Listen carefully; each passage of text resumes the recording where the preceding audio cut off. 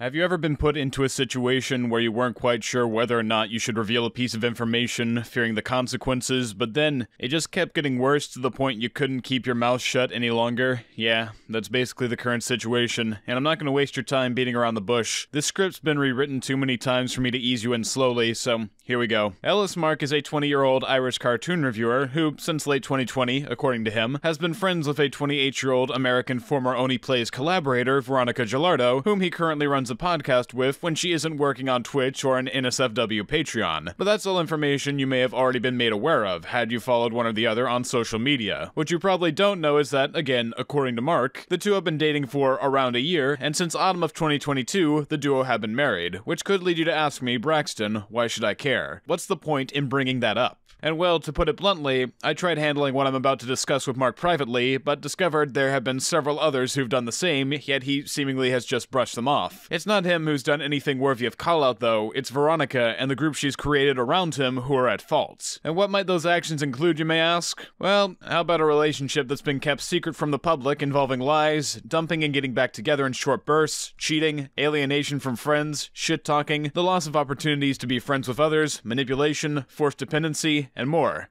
But that's a lot of bombshells to explain all at once. So to keep it all organized in this video, I'm going to set up a basic timeline of events based on the testimony and evidence of several people I've interviewed or researched into, which, if stated as much, were later confirmed by Mark himself. And it all goes back to Christmas Day of 2021, when Daft Pina and Crowy, two friends of Mark, wanted to talk to him about Veronica. Or rather, more specifically, they brought him into a Discord call on the night of, where they warned about the duo of Veronica and another former Only Plays collaborator, Sunny TM, due to a series of behaviors they perceived as toxic, but we'll go further on that when the time comes. All you need to know for now is that, in this particular instance, Mark would brush off the two's concerns, believing it to be unfounded, so Crowy and Daft dropped the subject and chose to avoid the duo regardless, whether or not they could convince Mark to do the same. But what Daft and Crowy weren't aware of at the time was that Mark and Veronica had already begun dating, and during the period surrounding the check-in, Mark had already been dumped after 3 or so months together. You see, Veronica had switched over right after leaving him to dating another creator who wants to remain anonymous, which has been confirmed by both the creator and Mark themselves. But what really makes this stand out in the timeline isn't just that it happened, it's that the switch only lasted a month before Veronica dumped the other creator and asked Mark to take her back, which he happily did, as he was supposedly, according to friends around him at the time, in a drunken stupor, randomly just breaking down crying during the breakup. Though that's not to say they were completely separated during the period, as Mark actually used the recording booth of the other creator during their time split up. Yes, really, no exaggeration. Originally, I wasn't too sure if this was the case, as Mark claimed it lasted from 2 to 3 weeks between December and January, but thanks to Smokey, who I'll bring up again later on, I was able to find the exact times Veronica left and came back to Mark, which also shows when she was dating the other creator. For evidence on when it started, in a DM with the other creator right after the dumping happened, Smokey mentions her knowledge of the situation on November 27th, and in a DM to another friend on January 4th, she tells a mutual that V and the other creator broke up, which said creator was willing to confirm was true. And when was Mark's Family Guy video released? December 18th, right in the middle of the breakup. He literally used the recording studio of the person his girlfriend dumped him for, and there are pictures of them hanging out IRL that are dated after the breakup happened. Closely at that too, I'm talking just over a week. But why would he do that? My best guess? A need for dependency. In the short time they'd been together, he became so emotionally attached to the whole thing, he pretty much spent a month waiting and hoping she'd come back to him. And to add even more insult to injury, the creator stated that during a Christmas party he went to with Veronica's family, they were also weirded out by her dating someone so much younger than her, supposedly calling Mark an autistic child and being thankful that she was now with a real man. Also, according to the creator, Veronica shit-talked Mark while they were apart, saying he was untalented, couldn't draw, and that his personal pilot project wouldn't go anywhere. Of course, this is stuff that can't be substantiated, so it should be taken with a grain of salt, but the creator has no reason to lie, and they've given a heap of evidence all the way, so I have reason to trust them. Though it should also be noted that when I, Daft, and Crowy relayed this information to him in a call that I'll discuss later, he said he didn't want to hear what specifically it was that she said, meaning he was willing to ignore what she may truly feel about him, possibly to protect an image of her he's created in his head. But as stated, they got back together after a month. Why Veronica left Mark so she could immediately go to the creator, still hanging around and supposedly shit-talking him, before then deciding to return to Mark of her her own accord is up to interpretation. I surely don't know. Whether it was a spur-of-the-moment decision showing she didn't value Mark as a partner, or it was a calculated move to show she holds the power in the relationship is what I personally believe, but that's not even close to where the bad shit ends. Doing a quick leap forward in the timeline here for clarity, after Twitter user and former friend of Veronica, Smoke the Show, aka Smokey, created a call-out post of her on November 15th, which tipped me and several others off to this situation in the first place, she also stated in a follow-up tweet the next day, quote, "As to what you're referring to specifically with her husband, I was the one who informed him of what she did when she did it February 26th of this year. But what happened on that date exactly? Well, Mark was cheated on. However, he didn't figure out as much until days later, as can be indicated by the fact that on the same day it happened, Mark released a video on Camp Coral, which Veronica did thumbnail art and he explicitly thanked her for, so it should probably be evident he didn't know then, and they also interacted amicably on the 28th of February as well. I'm not entirely sure by which means he did eventually figure out that the event had happened, but whenever he did, on March 6th, Mark would go on to tell Smokey about his situation in DMs.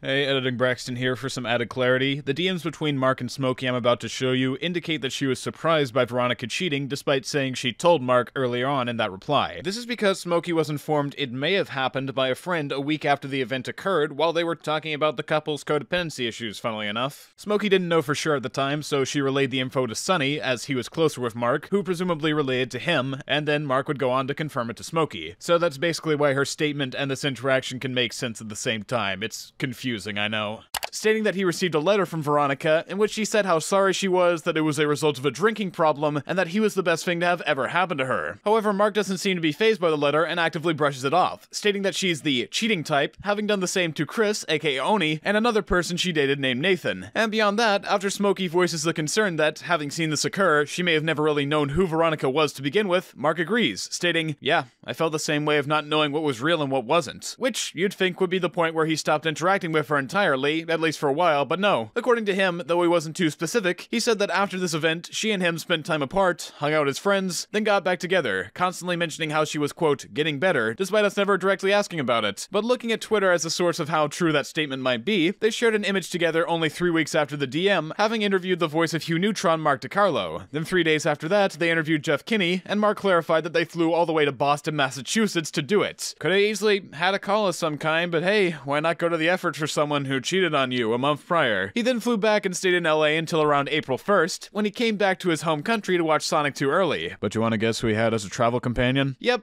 Veronica went to Ireland with Mark for over a month and a half, and this is backed up by the series of tweets the two made during that period. April 8th, she acknowledges she saw Sonic 2 for the second time, the first time being with Mark on April 1st. April 14th, she mentions that she misses her dogs from being in Ireland. April 30th, she says she got COVID and has to stay in Ireland longer. May 14th, she says she's back with her dogs in America. They spent a month and a half together in Mark's home country after having hung out and done interviews for over a week, only 3 weeks after the DM where Mark said he didn't know who she was as a person or trust her. But it does confer with my previous theory, that no matter what Veronica does, she either finds a way to pull Mark back in quickly, even after he's seemingly already made up his mind, or Mark has now gotten such a dependent attachment to her, he can't go for long periods without being together, as can be shown not only by all this traveling the two did together, but how much is still yet to come. A month after Veronica returned to LA, on June 18th, Mark was back in California with a group of friends including her. And fun fact, the week after he got there, I actually met up with him briefly at VidCon, which was where I first came into contact with she who must not be named. Though that's a story and aftermath for another time, I don't want to make this about me, and in comparison to everything else, it would sound pretty stupid, so yeah. But anyway, July 12th, they travel somewhere for her birthday and stay at a hotel for over a week, back to LA. Then in mid-August, they go to Washington, D.C. with Sonny for another week, and this is around the time they got married, so possibly a honeymoon thing, I don't know. According to Mark, they haven't had a formal ceremony yet, so it could have happened right after or before, but whatever. Following this, on the 21st of August, they show they're in an airport in Dallas on a connecting flight back to California, and presumably that's where they currently reside to this day. Now, I don't know about you guys, but to me, that's a lot of traveling, and a lot of money spent on someone who, not too long ago, in the same year, cheated on Mark and didn't have the decency to tell him face to face rather than using a letter. So him having this quick of a 180, as mentioned, is kinda scary, and to me, either seems manipulative on Veronica's part or desperate on Mark's. They barely had the time to be apart from one another for 3 weeks before she she reinserted herself deeply into his life, if he didn't bring her back on his own. And then for the next 5 to 6 months, they were constantly traveling from place to place, only having a reprieve from each other from May 14th to June 18th or so. Plus, we've got to take into account that Mark was also working on his pilot, his main channel, second channel, and his podcast with Veronica. So mix that all together alongside him traveling with her so often, it's like he never had a moment to think about their relationship and the negatives of what she did before moving on. And reminder here, whilst this series of traveling escapades was still occurring,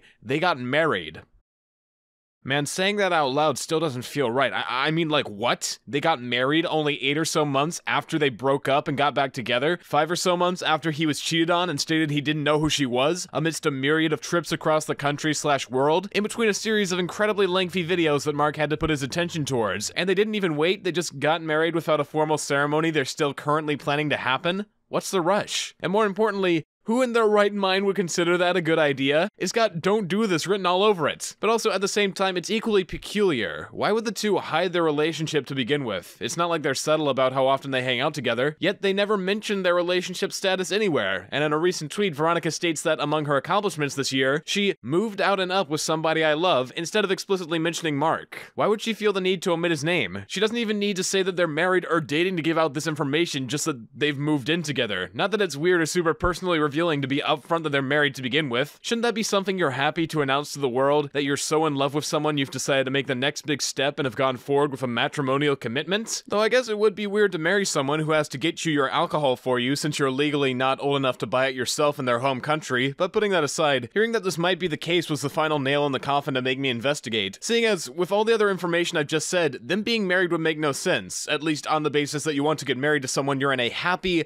uncompromised, long-lasting relationship with. And if they were married, it would make even less sense that they'd choose to hide it for no particular reason when they're so closely related to each other publicly. So I started asking around to those who might have more information on the story, and I accrued a vast array of testimony plus evidence from a long list of people previously involved in Mark and Veronica's past that, while seemingly small when viewed separately, came together to reveal a ton of patterns. One of those being that Veronica has a weird relationship with the people she considers friends, often stepping on or shit-talking them when she sees fit to make herself look better, often bringing down Mark's relationship with them in the process. Circling back to Smokey's post, it seems that whatever happened between her and Veronica, the latter wanted to apologize and move forward. However, according to Smokey, it had turned out that Veronica was still shit-talking her to other people, giving mixed messages regarding their supposed friendship. And I wouldn't doubt this is the case, as when I spoke to a more neutral party/current friend of Veronica who I showed the post to and knew nothing about this, they told me that Veronica called her a stalker who wasn't to be trusted, despite the fact that in reality, they were close friends for around half a year, as is backed up through social media. And aside from Smokey herself, she also states that she's heard the testimonial of several other people who've been affected by Veronica in the same way, and while they might not be willing to speak up for whatever reason, which I can totally understand, there is proof to show that she partakes in this behavior, which I can demonstrate. First, looking to Daft Pina for a situation, here's a DM conversation where, when confronted about shit-talking Daft behind his back, she admits to it backhandedly, but rather than apologizing, tries to deflect the blame by shifting to discussing another friend of his, Beta's Inferno, who apparently shit-talked him before the two knew each other.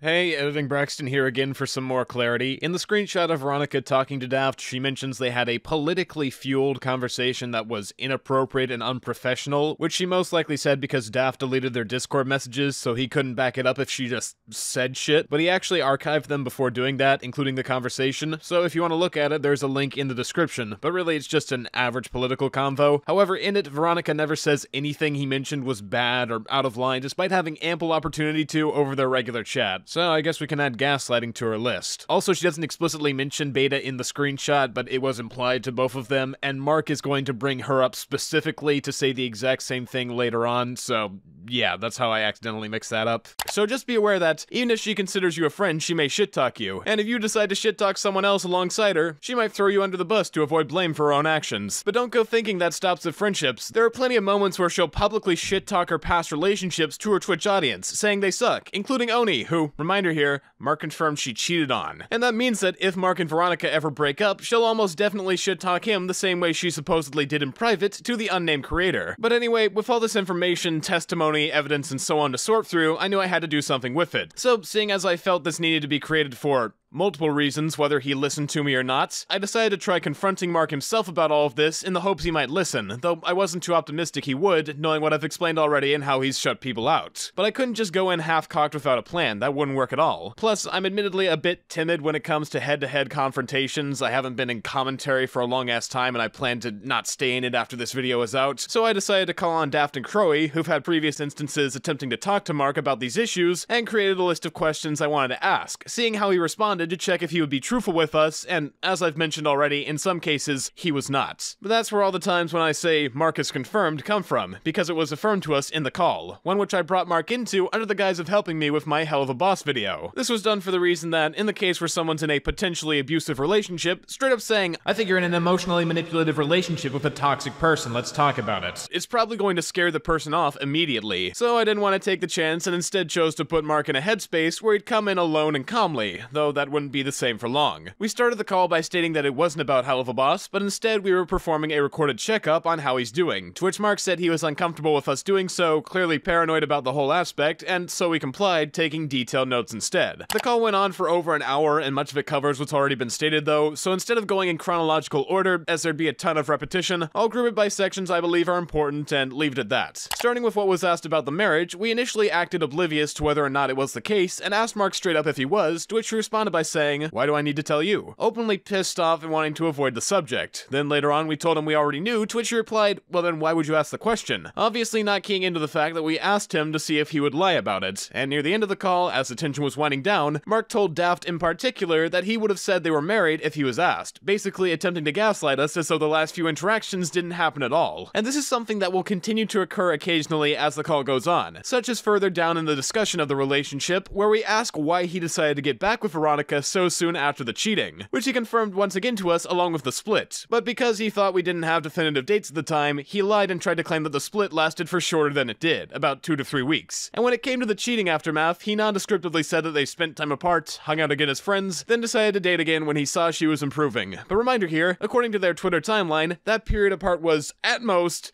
3 weeks. And right after they went on a several-month adventure to various locations, including to Mark's home country, so it most likely was not an adequate enough time at all to reevaluate the relationship. And he was probably vague about this for the sake of making it seem like he put thought into the decision when the timeline goes against it. Speaking of which, we got conflicting dates for when they first met and began dating, so we asked, to which he claimed that they originally met in late 2020, and they've been dating for around a year. Though that's not technically true with how much they've broken up and gotten back together. This means that not too deeply into their relationship, 3 to 4 months at the very most, she left him for the creator. Then 2 months later, she cheated on him. Then 5 months after that, not even having a full year under their belt, they married. But of course, that's a ridiculously short time frame considering how much had occurred between it, so prior to the call I theorized it may have been for the sake of a green card or work visa, as that would make some modicum of sense. So we asked Mark if that was the case, but no. It wasn't. According to him, he was already getting the work visa and green card sorted out through lawyers separately, and that this was entirely for the reason that he loved her. And when asked why he married so early on in their relationship, he said he always envisioned himself marrying early.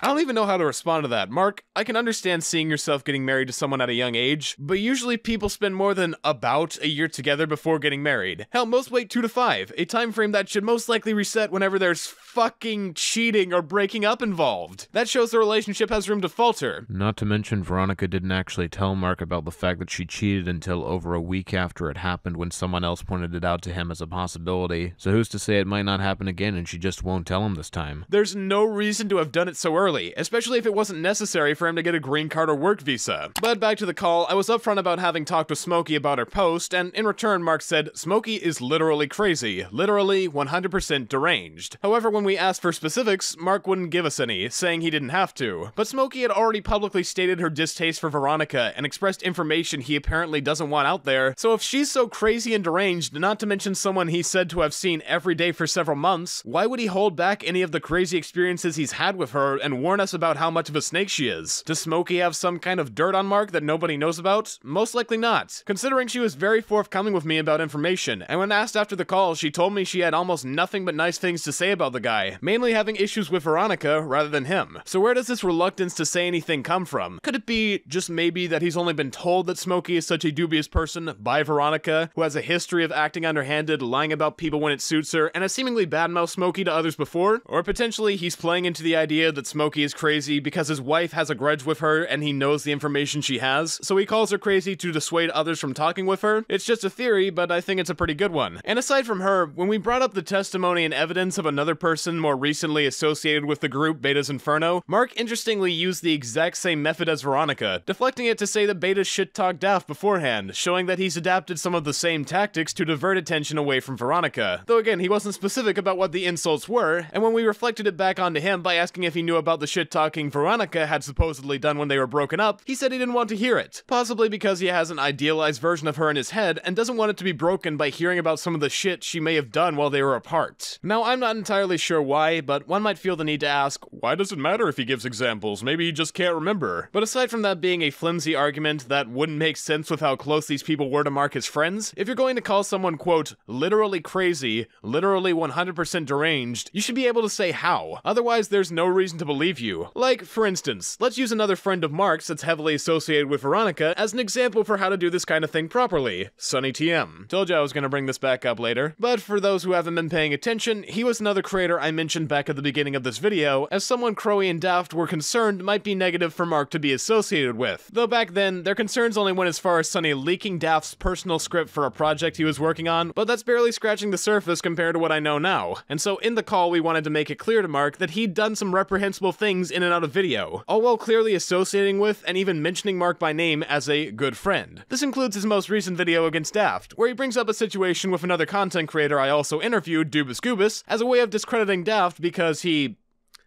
has a plush of Dubus in the back of his set. In the section, he tries to paint Daft as a hypocrite by quasi-associating himself with Dubus by saying that when he was in Sunny's server, he randomly started saying in VC how he hated trans people unprovoked and then made a corporate apology by donating $100 to a trans organization to cover it, later stating how good of a person he was because he's an egotistical maniac. But that's not what happened, as can be seen by the recording of the call that he has archived. Hey, Editing Braxton here for hopefully the last time. The archive video of Sunny's call with Dubus has now been unlisted, which was most likely the result of Mark telling Sunny about the call and him realizing how bad it made him look. It'll probably be gone after this video uploads though, so in case you want to hear it, I'll have it in the same drive link below. Also, further doesn't look good on Mark's part and shows what he's willing to excuse, which will be brought up more later. I checked the video out myself, and it starts with Dubus acting incredibly flustered and apologetic, specifically mentioning that a remark he made was transphobic and that he was incredibly sorry. That was wrong. I should. You know what? Fuck it. Restart. Why are you getting mad at me, what bro? I meant to say was someone who used to listen. I was thinking of those Tumblr type people. That was wrong. I should. You know what? Fuck it. Restart.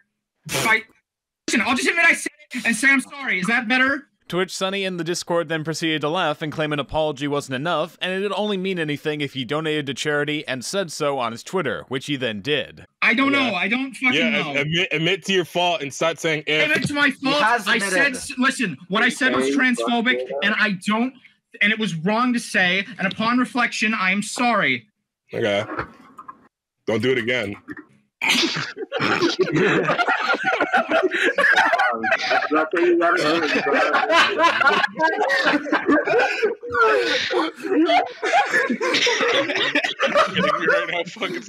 said something that's transphobic, and I am very sorry.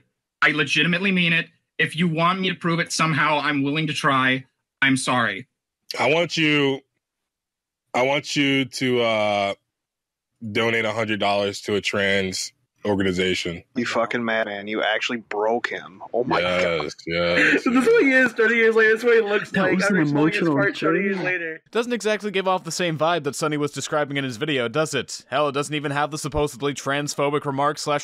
So I went ahead and asked Dubus himself about the situation, and according to him, he told me that while they were talking in VC, he mentioned offhandedly he was annoyed by always seeing a specific brand of trans people on his Twitter feed that he saw as annoying, clearly not understanding how it could be perceived. Immediately after though, he realized his mistake and tried to correct it, but Sunny was not listening. He instead, supposedly in the moment, made the situation sound as if it was way worse than it actually was, and called the whole Discord in to come and berate him, supposedly telling him to kill himself. Then when he was panicking about accidentally saying something that could be thought of as transphobic, basically suffering a mental breakdown, Sunny in the Discord bullied him into donating the money, gloating about what they'd done after the fact. And this is all with the context that in his most recent video, where he early on says Mark is a good friend of his, he tries to say that Dubus giving the money was just a half-hearted attempt to look noble, people, rather than the result of Sunny and his Discord mentally breaking Dubas to the point he'd do anything to rectify it, as is shown in the recording. And this has severely affected Dubas, who now has a difficult time making friends or really going out of his current circle out of the fear that something like this might happen again. It's so messed up. And we thought Mark would want to know about this, because beyond Sunny being a person he heavily associates with, so this could be a good deterrent from continuing that relationship, Mark was also interacting with Dubas recently on Twitter, so this incident could close off a potential relationship he may have wanted to make, all because Sunny wanted to use Mark's name in the same video to say that they were good friends. And we told Mark this exact thing happened, but all he had to say to it was that he never knew, having been told a different story by Sunny. However, he never condemns the action. And not only that, but Sunny was also doing weird shit with another creator, That Creepy Reading, who he sent an unprovoked shirtless picture to saying, "I'm coming for you," and was subsequently blocked for. Though once again, Mark didn't have much of a reaction to the news and treated it like just another thing Sunny does. However, it ended up having long-lasting impacts, as after the fact, while Mark was working on his South Park video, he asked TCR to cameo, and while he said yes initially, he later backed out, saying he couldn't be a part of Mark's content if he was going to associate himself with Sunny. And as of recording, Mark is still yet to reply to TCR. So that's one more bridge to add to those that Mark has burned by associating himself with Sunny and Veronica. And that's not even taking into account that Sunny doesn't seem to care about Mark's opinion, as he expressed in the call that he has lots of grievances with Sunny and the way he makes videos, yet he never listens and goes ahead anyway. So in summary, we have a guy that gloats about being blocked after acting creepy to total strangers, has completely wrecked the mental health of someone and tried to smear them as transphobic despite it all, ignores Mark's grievances, doesn't listen, and lies to him, yet also likes to claim publicly that they're good friends, and drives people he was previously friends with away from him.